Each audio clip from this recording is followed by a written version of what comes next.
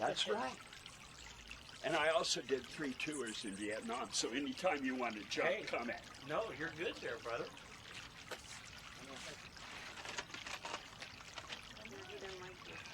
He does. No, it's almost there. Yeah, he says that tastes better.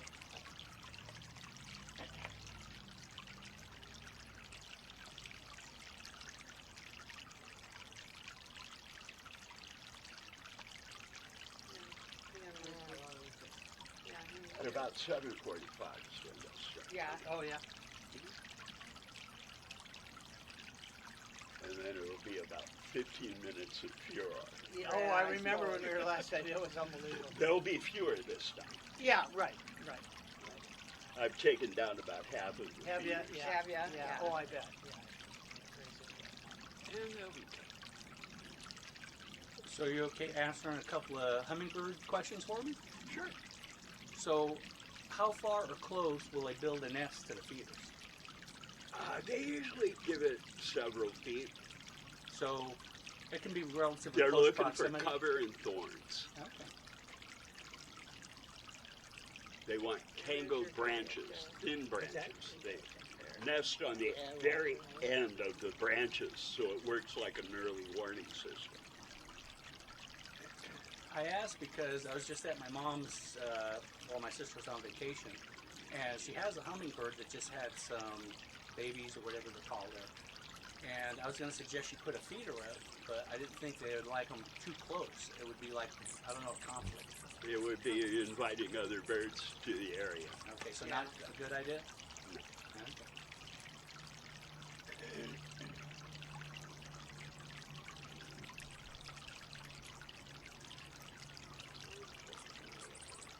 If you hang the feeders, they'll figure out where to nest. Yeah, that's what I kind of figured. But she likes them because they're right by her door, so she can Yeah. kind of watch them You a can lot. see them. Yeah.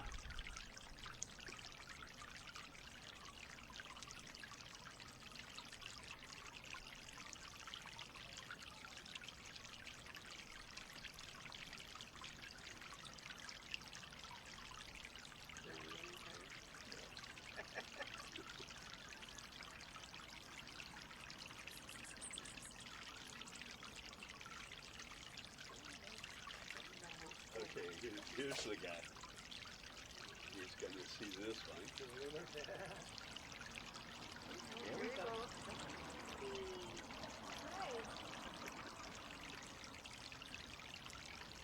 That's a black chick.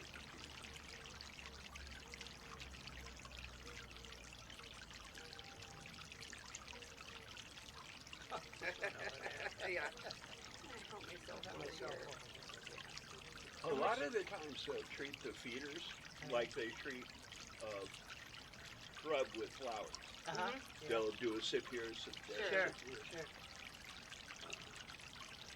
Although they've noticed that 2 of the species here in California, the Anna's hummingbirds and the Costas hummingbirds, have developed longer, thicker beaks because of the presence of feeders. Really? Oh, interesting. The longer beaks work better Yeah. for the feeders. Sure. And people hanging hummingbird feeders have had a few of them really expand their range.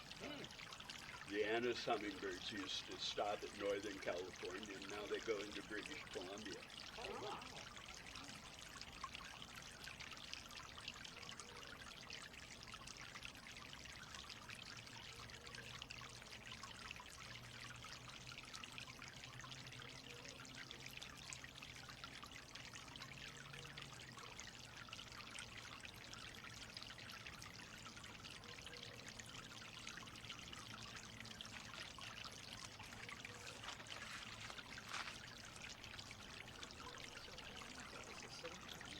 I don't know, I can't.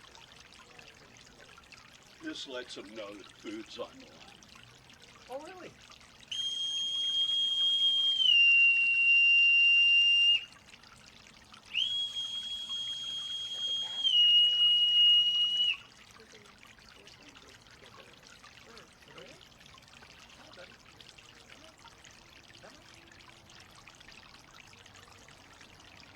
Well, sometimes it works.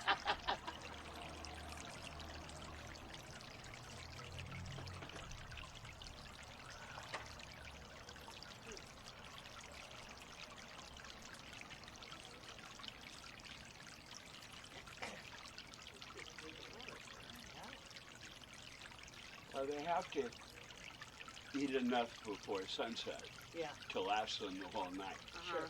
They can't see it all. That's in what the I remember you darkness. telling us before, yeah. They see several spectrums of light beyond what we can see. Yeah. So I guess there might have been a trade-off.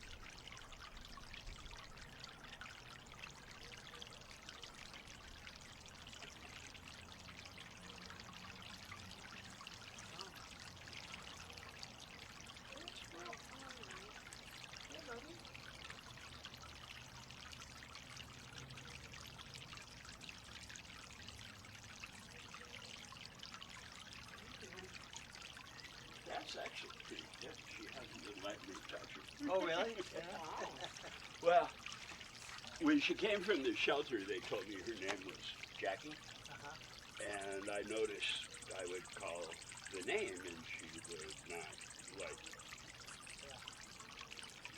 So I figured maybe where she was, Jackie had been getting yelled at. Oh, okay. And since the other guy is named Moose, and he is a moose, Yeah. Yeah. I figured having Moose and Squirrel would be kind of fun. Yeah. Yeah.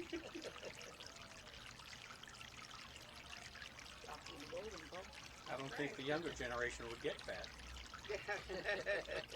Probably not. I don't know when the last time Bullwinkle and Rocky and Bullwinkle was on. Probably Amazon years. Prime. Oh, Amazon Yeah, I Prime, suppose. yeah. That's still on? Yeah. Yeah, Wow.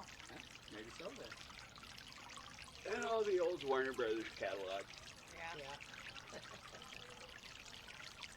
Yeah, I was watching some old Looney Tune cartoons a few weeks ago. They were subversive. Yeah, they were good.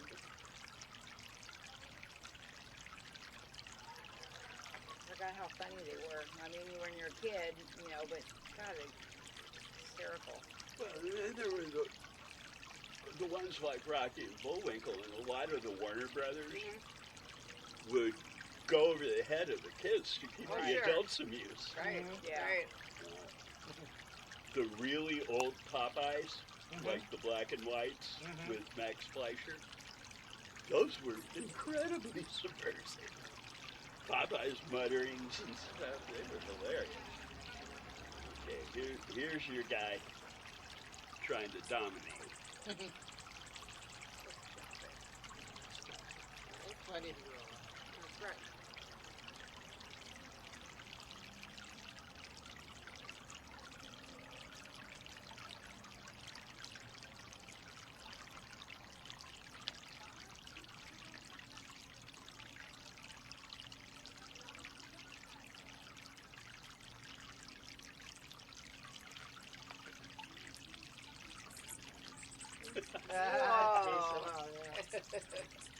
And No, you he's- don't. Now he's back Yeah. on to watch duty.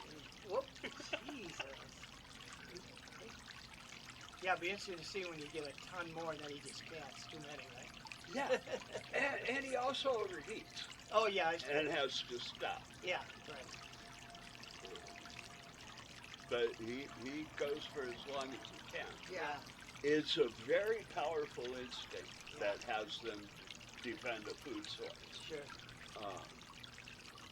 If these were flowers, they'd get one or two little nips. Yeah. Yeah. And then they'd have to wait for the flower to make more nectar. Sure. And so they would defend the flowers. Or during mating, only let prospective mates see Yeah, it. right. Sure. Right. And as the others show up, he'll run out of steam. What's our traveling range? It's limitless. The I mean, Costas, like if they, yeah, but I mean, if they're, do they stay around here or will they go? they'll go all over town. Oh, okay. Their natural patterns except for things like nesting, they don't hang out in places very long because they eat it down quickly. Yeah. Oh, They kind of have to stay on the move to keep food going. so when they're migrating, then these aren't all the same hummingbirds. No. Just new ones all the time. And although there's locals, I have about 100 that Oh. stay here, mostly black chins, Mm-hmm. because they're the local hummingbird species. So they're here all year. They all over the canyons at the base of Mount San Jacinto and the Calhio, amazing stewards to them because their origin story is that they followed black-chinned hummingbirds to live here. They saw them in the desert and they followed them and found Palm Springs. And the desert protected them from contact with white people and other native nations. They didn't make contact with the Americans until like mid-19th century. Well, people would get to Cabazon Pass and say, "Yeah, that's about far enough."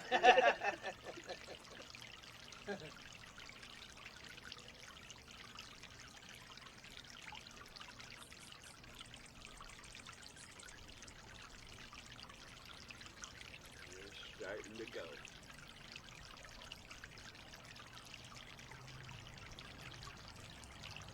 Does the real hot weather have any effect on them? Like in the summer when it's still 105 They'll now?